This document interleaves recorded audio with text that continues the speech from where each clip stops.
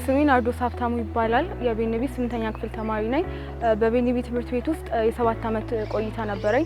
በዚህ ቆይታዬም ብዙ ነገሮችን አይቻለሁ፣ ብዙ ነገሮችን ተምሬያለሁ።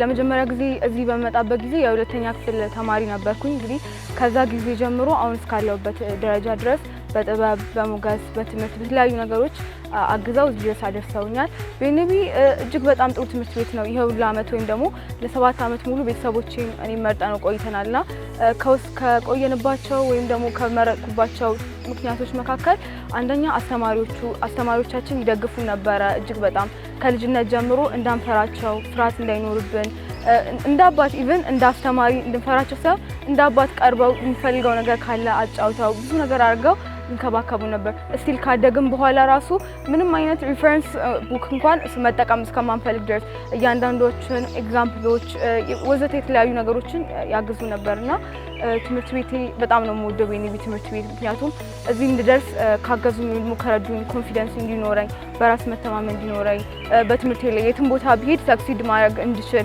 እና ብቻ በዚህ 7 አመት ትምህርት ብቻ አይደለም ያገኘሁት። እኔ እንደኔ የላይፍ እንዴት ነው በችግሮች መሀል ማለፍ የምንችለው፣ እንዴት ነው ከሰው ጋር ኮላቦሬት አድርገን ኮላቦሬሽን ወርክ ወይም ደግሞ ግሩፕ ወርክ የሚለውን ነገር እንዴት ነው መስራት የምንችለው የሚለውን ወዘተ ብዙ ነገር አስተምሮኛል ቤኒቢ እንደ ትምህርት ቤትና ከመላው ጓደኞቼን ርዕሰ መስተዳደሩን ሙሉ እንደሙሉ ማመስገን ፈልጋለሁ።